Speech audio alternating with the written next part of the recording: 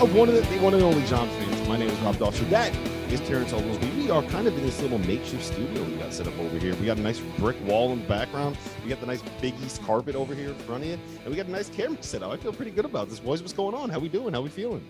We try to offer good hospitality here at the household, hosting and podcasting. There's no better host, whether it be at your house or on television, than John Fanta.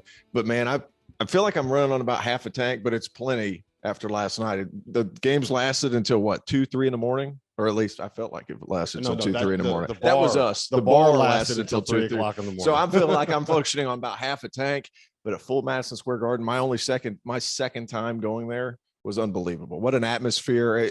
I didn't see one person in the entire arena in a bad mood, which, I mean, you don't expect that. But at the same time, I think there was a general appreciation. Everybody was happy to be back. It was really something last night. And I think it was early in the Duke-Kentucky game where it hit me like, we are back. We are back. College basketball is back with fans in the stands. When the credit to MSG, because the first time out of the game, everybody's getting a feel for the atmosphere of Duke-Kentucky. They show Julius Randle. They show R.J. Barrett. They then showed Obi Toppin a little bit later.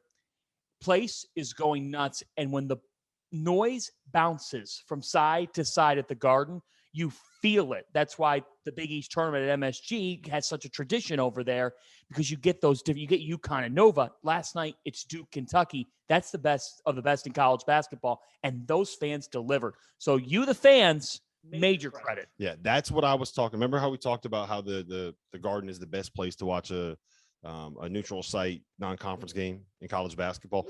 It's that experience where they show Julius Randle and they show RJ Barrett, and you get the Kentucky fans going nuts. Then you get the Duke fans going nuts, and it's like the battle of the fan bases in the arena. It's the best. Another part too that was intriguing is like they weren't sectioned off. It wasn't like these guys are Kentucky guys, these guys are Duke.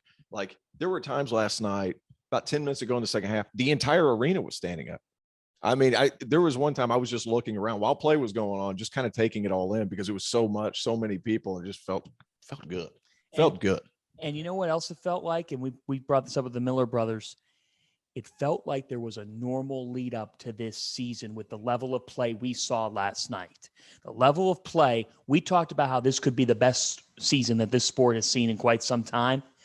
I think the level that Duke-Kentucky game hit on November 9th is a reflection of that. That was a high-level game for a season opener. Yeah, so let's talk about that. For me, the biggest takeaway that I had coming out of the Champions Classic is like, holy shit, Duke's good. Yeah, that's my biggest takeaway. Holy shit, Duke is good. And this is the thing that really stood out to me, okay? I still think Kentucky is like a top 10, top 12 basketball team. But when Duke made their run in the second half, Wendell Moore was on the bench. Paolo Banchero was off getting fluids. And who am I? There was one. Their other Mark Williamson was on the bench with foul trouble. Yeah, Trevor Keels. Who was talking about Trevor Keels in the preseason? Nobody. He took the game over. He took it from like a 4-point game, and they pushed it up to 10, 12, 14 points midway through the second half. And at that point, it was done because you knew Kentucky didn't have it. Kentucky didn't have it. He was excellent, and I was worried preseason about, hey man, he's about 235 pounds. Like that's a big guy. And a lot of those guys, they generate a lot of force. I get worried about their knees, their hips, things like that. Coach K said it in the presser afterwards. He said, he is big, he is strong, but he plays so low when he's driving that he can just hold guys off. And he's always on balance. Even on a couple of those fadeaway shots that he made, his shoulders were still square. His discipline as far as shooting, I'm a shooter. So I look at those little nuances. Doster's not a shooter. He doesn't know anything about that. He doesn't know anything about that. Look at this. I needed to be you'd have to pass. You would have to pass the ball for him to learn about how to. We are the same in that. Hey, we're the same true in that. Story, true story for all the listeners. It wasn't until I started shooting jumpers, Fanta didn't have that brick wall right there. I contributed to that. All right. Anyway, but his discipline scoring. I mean, whether it be in the mid-range, holding guys off and then elevating over the top, man, he was just so impressive and physically. I mean, I looked at it as a hindrance. That dude's gifted. Yeah, that dude's gifted. Could be a defensive end. Could be a defensive end. Yeah, he knows how to get someone on his hip, and once he gets you on, you're dead. You're dead. Once you're in his pocket, you're dead. You're not going to be able to stop him because he's so good at keeping you from getting back around, and he's so good at occupying the big when he's coming off those ball screens. Like he's a killer, man. I'll tell you this, Fanta. I think that presence, that kind of like guy that can create at the point of attack for what Duke has, that was our question for him, at least for me. Right. We still have it. We're going to talk about the shooting in a second, but having a guy that could go out and can make a play and you don't have to rely on getting the ball to Paolo. You don't have to rely on getting the ball to Mark Williams. That's the difference maker. It is the difference maker. And I think that coming into the season, we're sitting here saying, will Wendell Moore, will Roach be that type of player who creates a little bit more? It was Trevor Keels. And for him to do that on night one of the season, for him to be at his length and to be able to drive the ball, keep it low, and finished at the level he was finishing at against, when you're driving on Kentucky last night, you were going in the interior against a man who had 17 points and 19 rebounds. I mean, if you would have told me Oscar Tshiebwe would have 17 and 19, I would have said, how much did Kentucky win by? Because how many times does a guy do that in a game that big and they lose? Last night was a revelation of Keels, who entering the night was in the 40s in mock drafts heading into next year. He helped himself the most out of any guy in the history of the Champions Classic last night. He was fantastic. And I'll tell you what the biggest thing that I have is, on top of Keels, Banchero, the images of Coach K. He was pumped up about this one. College basketball, whether you like it or not, is better when the Duke Blue Devils are relevant, because there's a love-hate that springs off a lot like the Yankees in baseball. College basketball can survive. They have the quality of the sport's been great. Duke is back. I'm absolutely buying New Orleans after last night. I know it's one game, but my goodness, more than anything, outside of individual, guys, the length that they have defensively. Kentucky did not know what to do on offense at times, trying to deal with that length, particularly Ty Washington. Yeah, that's the struggles. We talked about this last night at the bar. Ty Washington, it wasn't all that bad from him in terms of, well, it was bad for him. But for me, it wasn't a problem for what Ty is as a player as much as it was the point of how good Duke is defensively, right? They have so much length and athleticism, man. Think about it. There are lineups that they can roll out there where they have Trevor Keels at the 1. They have Wendell Moore at the 2. They're going to have AJ Griffin at the 3, Paolo at the 4, Mark Williams at the 5. Like, what are you going to do with that?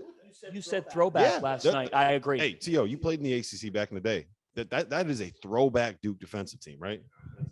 I mean, just big, physical, overwhelm you. I'd hate to bring up the fact that I picked both the winners last night. I mean, I'd hate to talk about that right now as we're going, but 2-0. 0-2, 2-0. I'm 2-2 because I picked both teams at different points during the day. That's a good point. You look at a couple other stats. Offensive rebounding and rebounding in general, Kentucky dominated, but a lot of those offensive rebounds, I think they ended up with 19, John. Empty possessions, because what would happen is Tshiebwe would get it, would miss layups. They had a lot of bunnies that they just couldn't finish around the rim, because we said it before the game. Mark Williams' length and Paolo Banchero, there's not a whole lot that they can do with that. And I want to bring one other person up, and he hasn't gotten talked about a whole lot. The Marquette transfer, Theo John, has got some Steven Adams about him. He has got some toughness. He brings an edge to this team. I mean, there was a whole lot of shit talking going on last night, especially between him and who's it, Lance Ware, that came off the bench. It was intriguing. It was awesome. That is the biggest difference right there between the two teams, right? When Duke loses Tshiebwe, they bring in Lance Ware, who is like, okay, Damian Collins, who's not ready for that. He's not ready. And it showed last night. And him and Ty Washington together, just physically, you could see they're not where they're gonna be, but they just ooze potential. I mean, Ty Washington, let's call it what it is. 3 of 14. At the same time, he's still able to get 14 shots off against probably, and they weren't bad shots. He just couldn't make them. Yeah, some of them weren't great shots. But the point is, when Duke loses their front line, when Mark Williams gets in foul trouble, when Paolo goes out with a cramp, they bring in a guy that is 23 years old, is built like a defensive end, and was an all Big East defensive player. And a guy who has been ejected from Madison Square Garden. That's true. Theo John got thrown out of the game at MSG. I don't know if you remember this. You definitely remember it. A couple years ago, Seton Hall Marquette, There's a mini brawl, like not a major one, but mini. There was some pushing and shoving. It was a kerfuffle on the baseline. Yes, Kerfuffle. I like that. I like the officials made it probably even more than it was. We have multiple players getting thrown out of the game. We have, I don't know if you remember this one, Miles Powell was thrown out and then brought back in. Yeah, he was. It was and crazy. Theo John gets thrown out. He gets thrown out in that game. In other words, Theo John's played in the Garden. He's been thrown out. This ain't nothing. Last night was nothing for him. He's like, I'm familiar with MSG, and he played like it. To be able to bring in a guy that size and a guy that tough off the bench, it's the perfect situation. It's a great transfer pickup. Obviously, the Steve Wojciechowski, Mike Krzyzewski connection there. He comes from Marquette. Wojo obviously loses his job. And the big thing is, the most important thing is he has accepted being a guy off of the bench. It's not always easy when you're a starter at a program, when you're coming in, when you're, I mean, he was an all Big East defensive. He was the best defensive center in the Big East last season. Right. Isaiah Whaley was given the award. Okay, you're right. Don't- I consider him a Top whatever. I know. You're right. Isaiah Whaley. Isaiah Whaley should be an All-American. Listen to Top Dogs. He has to listen to Top Dogs. That's what you should do. But the point is, Theo John's accepted a role. He was a very, very good player at Marquette, and he's accepted a role at Duke. And last point, and then we can whatever you got to say. I know you got some. You got that look in your eye. You got something to say right now. But here's the thing. Oscar Tshiebwe, right? He was the only player on Kentucky last night that had a positive plus minus. Do you know who led Duke in plus minus? Theo John. Really? Theo John led Duke in plus minus. And know. it's not like that's not the best stat in the world, but that kind of it's a good indicator for what happened last night in that game. Yeah. Well, he brings an edge that I don't think Duke has had the past couple of years. I mean, you got these kids that are really talented, but they don't really have that guy who's going to punch you in the gut when you're getting a rebound or something like that. They needed that. They needed that hard screen setter that they didn't have last year. They needed guys like that. You know, Mark Williams got incredible length. Is he a bruiser? I think he's the perfect complement to him coming off the bench. He's tough as nails. He finishes around the rim. And there were a couple of possessions last night. Like he dominated the course of play defensively. He had two ridiculous blocks that changed the game. During that run where they kind of put it away, he had two blocks that he put through the backboard that changed the game. I think they were both on Severe Wheeler, who we'll get to him in a second. But I got to make a point really quick, guys. We are now 11 minutes into recording this podcast. We have not talked about Paolo Banchero, who had 22 points, who had 7 boards, who drew 7 fouls last night, who was, for the record, significantly more advanced on the defensive end than I expected him to be, who was just as strong as we expected, but there's no way that dude is 250 or 260. He's lean. And he can move. He can slide his feet. He's a monster, a composed monster, though. I thought he handled the stage of last night so well. He absolutely looked like a player and human that you could see walking up when Adam Silver calls the number 1 pick in the draft.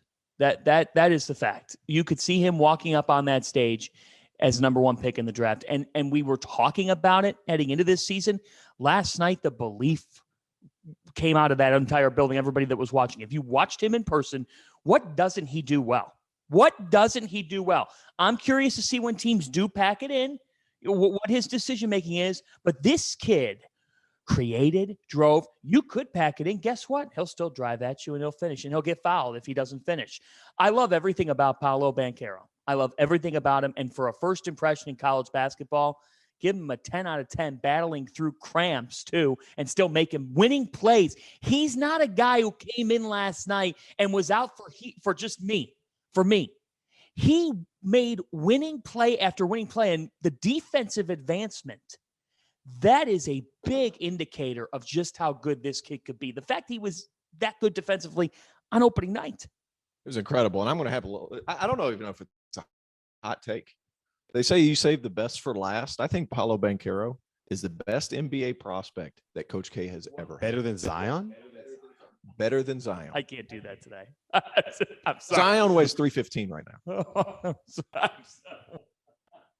He's a better prospect. What doesn't he do? No, he's got ample length. I love him. I love him. Look, I love him. Grant Hill, all these guys.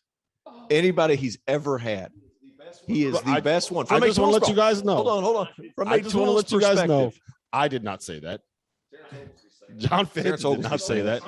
Terrence Oglesby saying he's wearing a Clemson shirt. So, like, let's be honest. He does everything. I was so impressed with the way he handled the ball off the dribble, the way he found his teammates when the defense collapsed. Now, they got to shoot the ball better. We'll get into that in a moment. They've got to help him out a little bit. They've got to shoot the ball better because what's going to end up happening, guys are going to press up. And Coach Calipari said it last night in the post-game presser. He said, we want to make him get in the lane, make decisions, and pitch out. They're going to do that this season. Duke has to be able to knock the ball, knock shots down from the perimeter, or else it is going to close up in a hurry. And even so, they're going to be able to hang in a lot of games because they're so big and physical. They're going to be able to overwhelm you. You talked about old school Duke. Old school Duke was on display last night. And Paolo Banchero, man, I was so impressed with his off the dribble game. He was bringing the ball up. He had the maturity to get rid of it if he didn't have anything. He didn't force the issue.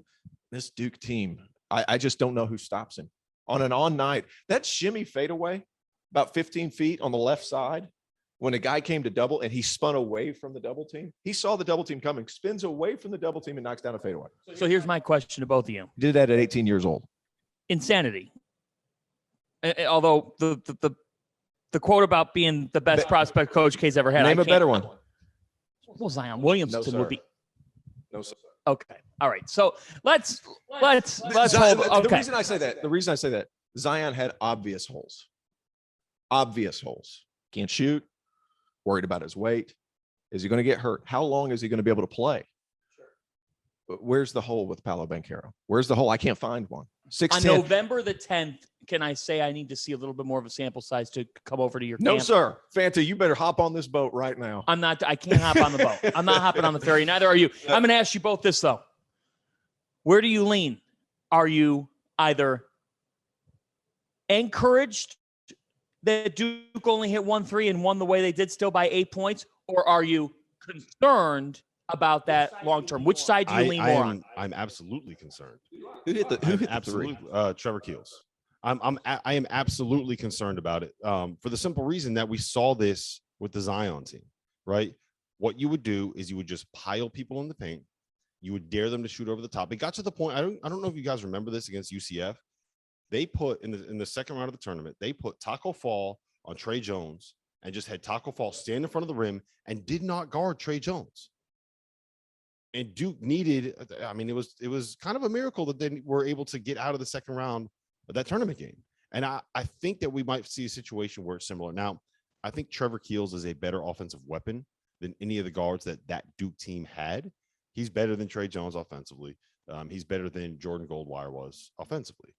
But it's still something where you have to be able to find a way to create space for your – look, they're going to overpower you this year. This is who they are. They are Paolo and they are Mark Williams with a bunch of good guards. You have to be able to create the space for Paolo to operate.